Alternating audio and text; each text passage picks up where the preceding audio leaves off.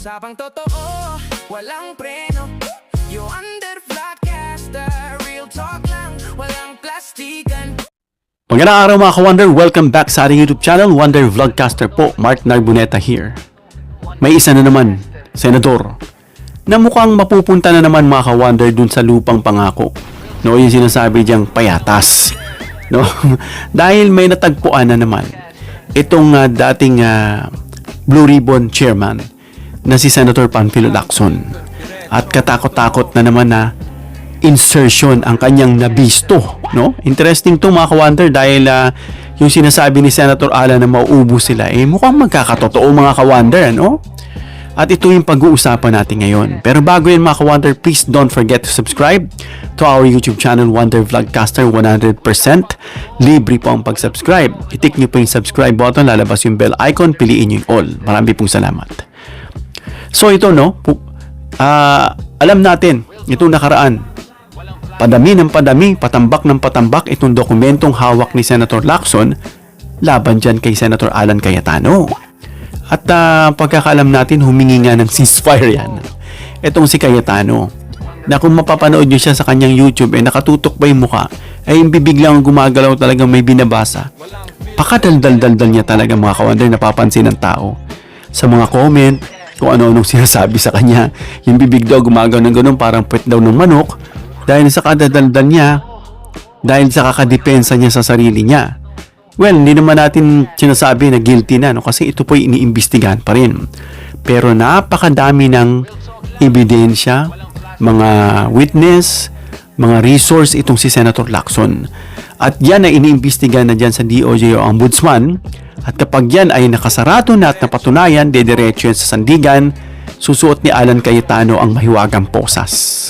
Susunod siya doon sa kila Marcoleta, kay Jinggoy, ano. Ay meron na namang isang mga ka-Wonder.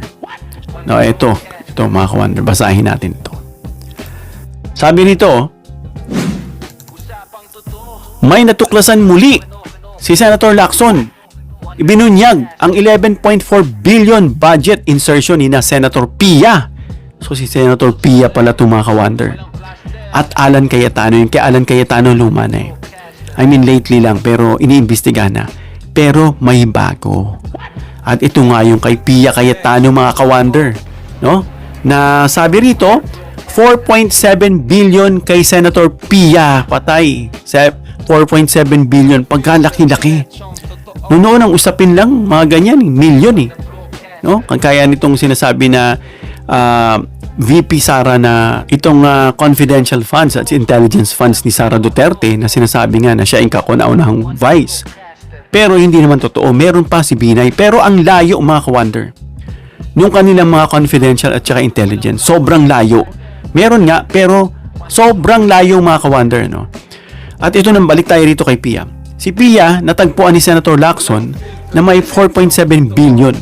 No? At itong kay Alan naman ay 6.7 billion. Matitindi itong magkapatid na ito mga ka-Wonder. No? May mga insertion sila. Hindi naman yan bawal mga ka-Wonder. No? Pero kailan yan nagiging bawal? Yan, pag-uusapan natin mamaya-maya. So itong insertion na to, itong budget insertion na ito mga ka-Wonder, nakitala ito noong 2025 GAA. No? Ayon kay Senator Lacson mga ka-Wonder. Habang, dito binabasa ko po yung post habang inisa sa ilalim sa masusing pagsusuri ang mga proyektong nakapaloob dito. Siguro yan mga ka-Wonder dyan sa Taguig or I'm not sure about Pia. No? May isa pang post dito, aside from Alan's 6.8 billion, Pia also had 4.7 billion insertions in 2025 budget. Patay. Ito na yung sinasabi nating baka sumunod ito kapag ito'y napatunayan, no? Alam natin mga ka-Wonder, itong total muna 11.4 billion ang total mga ka-Wonder na nakuha nitong magkapatid na Cayetano, no? Yung sinasabi nating insertion mga ka-Wonder, para maintindihan natin, paghiwalayin muna natin yung sinasabing budget insertion, no, bilang Political Budgetary Act, no, at itong criminal violation. Kasi hindi pa naman natin sinasabing may paglabag na. Pag-uusapan natin pababa para malaman. Sa ngayon, itong 4.7 billion ni Cayetano Pia ay aligasyon pa lang ni Senator Lacson. No? Hindi pa siya sinasabing judicial finding. No? Hindi pa siya naidadala dito sa ombudsman o sa DOJ. No? Itong pag-iimbestiga ni Lacson. Wala pang judicial findings, no, na may ginawang krimen itong si Pia Cayetano. Siguro nininervyos na to, no, kung nung nalaman niya ito. Kasi na-interview si Lacson sa radyo at sinabi niya nga yun. Kaya ano ba yung sinabi ni Senator Lacson? Kasi mga ka-wonder, nitong August 9, 2026, sinasabi ni Senator Ping, mga ka-wonder, na may tinatayang 4.7 billion na budget insertion na inuugnay dito kay Cayetano dito sa 2025 General Appropriations Act o GAA. No, yan yung sinasabi dyan. At sinabi pa ni Lacson, mga ka-wonder, na itong 6.7 naman na insertion na inuugnay naman kay Alan Cayetano, bukod pa yan. At ayon, mga ka-wonder, kay Lacson pa, malaking bahagi, no, ng kay Alan ay na-implement na. No, yung insertion na yan, na-implement na habang hindi pa natutukoy kung magkano, no, yung sa 4.7 billion ni Pia ang actual na na-implement na. No, yun yung aalamin ngayon ni Lacson. No? At ito yung napakahalagang qualification, mga ka-wonder, no? Itong mismong si Lacson ang nagsabi dahil isa yung chairman ng Blue. Isang senador yan. May background yun sa pag-iimbestiga, dating general, no? No, siya nagsasabi na wala pa siyang nakitang detalye so far, no? At nagpapakitang sangkot si Pia sa anomalous flood control projects, no? Na ibig sabihin yan, mga ka-wonder, hindi pa pwedeng sabihin sa ngayon, no? Kaya nga na sinabi natin na itong 4.7 billion ni Pia ay katumbas na agad ng 4.7 billion na nakaw o graft. Pagkapag yan napatunayan, pwedeng plunder, pwedeng malversation din, at graft, no? So, yun yung sinasabi ron. Ngayon, ang tanong, paano ba nila nagagawa ito? Itong insertion na to na pinagmumulan ng kupitan o kickback, no? Kasi mga ka-wonder, yung Congress, meron silang sinasabing constitutional authority, no, na mag-amend ng budget. O ibig sabihin, baguhin nila yung budget na yan. Kaya hindi lahat ng pagbabago, mga ka-wonder, ng Senate sa proposed budget ay illegal. Kasi allowed yan na mag-amend, no? Dahil sa Constitution, mga ka-wonder, ang appropriation bill ay nagmumula sa House, no? Pero pwedeng mag-propose o sumang-ayon ang Senate sa amendments. Malinaw po, ano? Pero mga ka-wonder, may limits yung sinasabi ng mga nabanggit natin. Hindi maaring dagdagan ng Congress, no, ang appropriations na inirekomenda, mga ka-wonder, ng President. Na-recommended na yan para sa operasyon ng gobyerno. Yung mga pondo na yan, ito inirekomenda para dyan sa mga inaral o nakita ng gobyerno. At itong sinasabing provisions ng GAA, mga ka-wonder, ay kailangan may particular yung kaugnayan sa appropriation na pinanggagalingan ito. No? Meron particular na tinutukoy kung saan mapupunta. O yung pinanggagalingan nito. Pero mga ka-wonder, bilang practical na paliwanag, ano, yung tinatawag, mga ka-wonder, na budget insertions ay maaring mangyari, mga ka-wonder, kapag may item o project na hindi ganun kalaki, no, sa executive proposal. Pero lumilitaw ito na nagdagdagan sa congressional version dun sa BICAM, no? O itong sinasabing General Appropriations Act o GAA. No, pero mga ka-wonder, hindi ibig sabihin, mga ka-wonder, na dahil sa insertion, ito ay automatic na unconstitutional o criminal, gaya ng sinasabi natin kanina. No, ang mas mahalaga, mga ka-wonder, yung tanong, sino ang nag-request nito? Sino ang nag-identify ng project? Kailan ito pinasok? Meron ba itong legal na appropriation? No, sino ang nag-implement? May personal, financial interest ba? No? At may anomalya ba sa procurement o implementation? Yan ang sinasabi dyan na mga katanungan para ito'y malaman kung illegal. Dito kasi, mga ka-wonder, ano, nagiging seryoso yung usapin ng PDAF. Ayan yung mga matagal na na inirekomenda nga na tanggalin na yung pork barrel na yan. Kasi yan yung pinanggagalingan ng pangungupit at pagnanakaw na matagal nang inuungot ng taong bayan. No? Kasi may malaking constitutional precedent ang Supreme Court sa PDAF o budget insertions.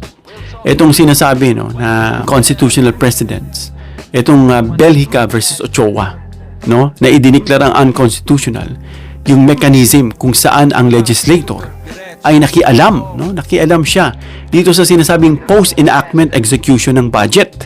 No, halimbawa, sila mismo, mga ka-wonder, yung pumili, no, o nagpalit ng projects pagkatapos maipasa yung budget, no, at nakialam ng release ng funds o may personal lump sum allocation na sila, mga ka-wonder, nagdesisyon kung para saan gagamitin, mga ka-wonder.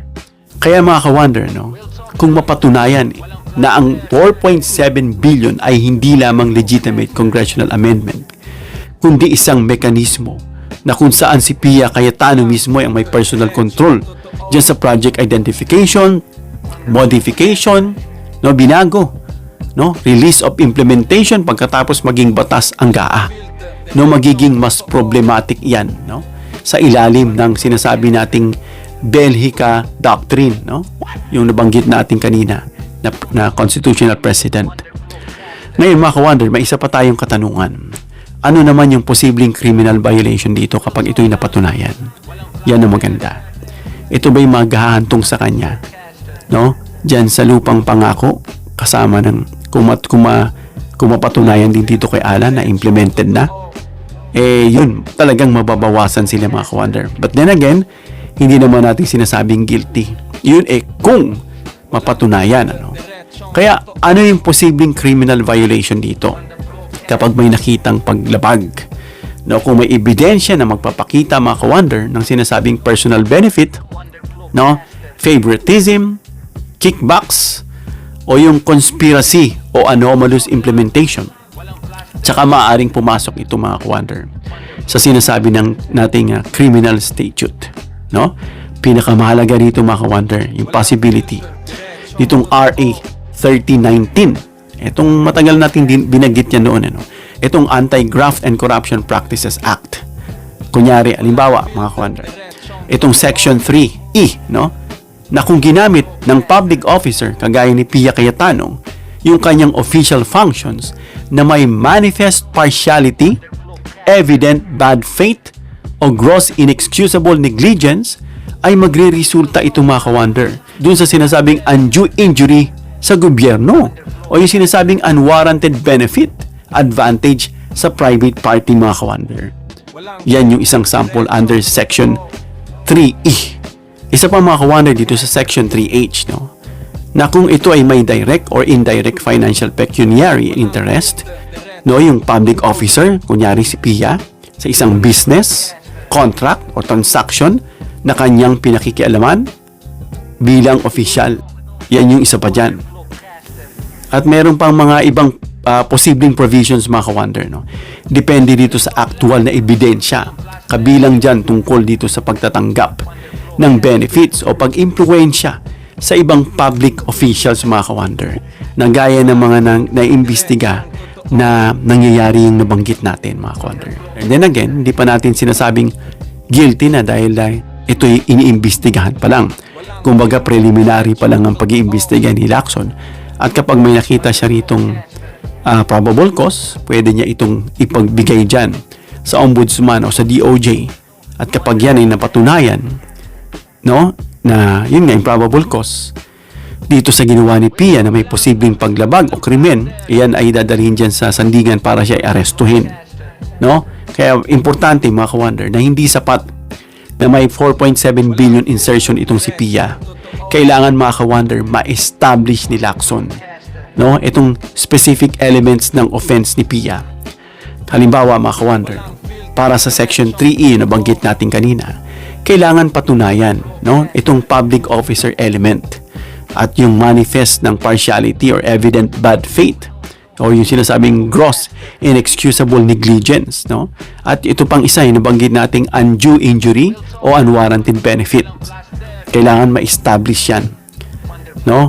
Gaano kabigat, mga ka-wonder, ang parusa? Yan ang tanong.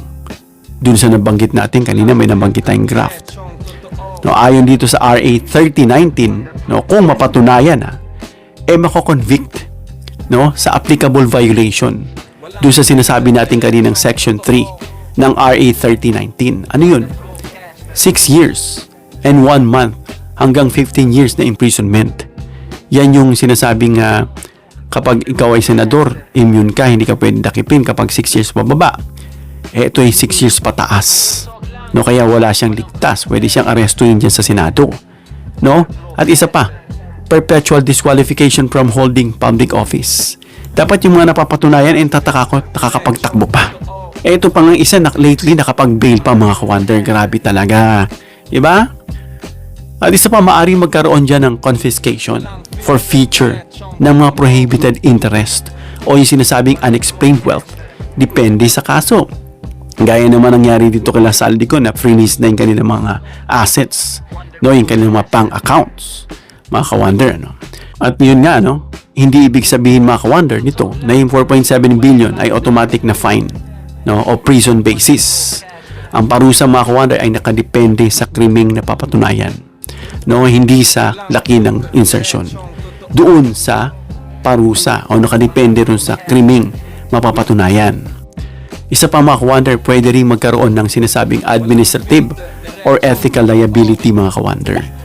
No, kasi bukod sa criminal case, ay maaaring magkaroon mga ka-wonder ng administrative kasi nakaupo siya sa pwesto eh. Ethical consequences kung mapatunayang nilabag, no, yung sinasabing standards para sa public officials. Dito yan mga ka-wonder sa ilalim ng RA 6713. Halimbawa, no, required mga ka-wonder ang public officials na unahin ang public interest. Ang interest ng publiko, hindi yung sariling interest. Gamitin, no, ng mahusay at tapat ang government resources. At iwasan, no, yung paggamit ng public office para sa undue patronage mga ka-wonder. Kaya yung mga kanyang nabanggit natin kapag yan may mga napatunayan, malalamang may paglabag at may karampatang parusa. No, ang administrative penalty kasi mga ka-wonder ay maaring fine, suspension, o removal. Depende yan mga ka-wonder sa gravity o sa bigat ng violation. Kung mas mabigat, no, yung penalty sa ibang batas, maaring iyon ay gamitin. At may nagtanong pa sa akin mga ka-wonder, no, i-impeach daw yan. Kasi mga ka-wonder, gaya ng pagpapaliwanag natin sa iba nating mga vlogs, na ang impeachable officers lang, no, yung may mga offenses na impeachable, ay itong presidente, vice president, Supreme Court justices, at itong member ng mga Constitutional Commission, at itong ombudsman, gaya ni Boying Rimulya. Ang senador mga ka-wonder, hindi sila impeachable officers under sa Article 11, Section 2. No? Kaya kung si Pia ay mapatunayang gumawa ng criminal offense, ang normal na usapin ay maaaring kriminal. Administrative proceedings. Yan ang mga proceedings dyan. Hindi impeachment mga ka-wonder. Yan, sagot na natin yung tanong sa ating ni Belia. No? At ang pinakamalagang tanong mga ka-wonder sa ngayon, ngayon, para sa akin mga ka-wonder, ito ang dapat bantayan, itong 4.7 billion. No? Pera natin yan eh. Dapat nagagamit yan sa interes ng taong bayan. No? Ano ang eksaktong projects? Yan ang inaalam ni Senator Lacson. No, ipaimbestiga din sa ombudsman na bumuo dito sa 4.7 billion. Sino ang nag-request niyan ng bawat project? Nasa President's NEP ba yan? No, ito nung una? O lumitaw lamang sa congressional o by conversion? Yan yung mga tanong dyan. Anong agency ang nag-implement? No? Sino ang contractor? May competitive bidding ba? Yung mga gaya ng mga bidding na biddingan lang. The usual na violation. May overpricing ba? O yung sinasabing ghost? O substandard projects ba? No? May connection ba ang contractor sa pamilya? Yung conflict of interest. No, yung kagaya nitong nangyari kay Defensor na nag-donate kay Marcoleta, parang gano'n, no? May political allies ba? O donors? Yun yung mga tatanong natin. May post-enactment intervention ba? No? Mula dito kay Pia o sa kanyang staff? May dokumento bang nagpapakita mga ka-wonder na si Pia mismo ang nag-identify o nagdirekta ng projects? No? At higit sa lahat mga ka-wonder, may financial benefit ba? O unwarranted advantage ba sa kanya o sa isang private party? Kung budget insertion lang ang mapapatunayan, hindi pa yun automatic mga ka-wonder na graft. And vice versa, kung ito ay mapatunayan, yun, paglabag, ay maaari siyang maparusahan. Pero kung ang chain of evidence, mga ka-wonder, ay gagaya nito, bigyan natin ng chain yung pagkasunod-sunod. Una si Pia, tapos nag-identify ng specific project, no, na ipasok sa GAA. May favored contractor, no, napaboran yung contractor, ikaw, no, o private party. May intervention sa implementation, no, may anomalous procurement. Sunod, may financial benefit o kickback, may government loss. Doon nagiging ibang-iba ang legal character, mga ka-wonder, ng 4.7 billion at maaring pumasok yan, mga ka-wonder, dito sa sinasabi nating RA 3019 at iba pang criminal laws na maaring iparusa sa kanya. Kaya ito, mga ka-wonder, bilang maingat na paalala, no, ito pa yung aligasyon pa lang, no, wala pa itong napatutunayan, no, na sinasabi ngang may anomalya o krimen diyan sa 4.7 billion insertion, no, sa GAA nitong 2025. Yan, mga ka-wonder, ang balita. At naman yan, kung yan may patunayan, mababawasan. Hindi pa nga nababawasan, hindi pa natatapos yung kay Alan. Ito na naman, pagpipiestahan naman ngayon. Etong si Pia Cayetano, lalo na may mga nangyayari dyan sa impeachment trial, nahalata yung kanila pong pag-one-sided. Eto, babanatan na naman sila. At aantayin sila, mga ka-wonder, no, na kung ano yung magiging resulta, kung dyan ba ay may anomalya o wala. Hanggang dito lang tayo, mga ka-wonder. Comment down below your opinion para mabasa at mareaksyonan. Please give me a thumbs up if you like this video para ma-share ni YouTube sa iba pang viewers. And please share this video para malaman nila na may bagong investigasyon si Lacson at natuklasan. Itong pong 4.7 billion ni Pia Cayetano na kanyang budget insertions itong 2025 sa GAA. Kung ito ay mapatunayang may anomalya o may krimen, ito ay may karapatang parusa. And please subscribe, hit the notification bell icon, and choose all bilang suporta sa aming mga content creators. Hanggang sa muli, mga ka-wonder. God bless.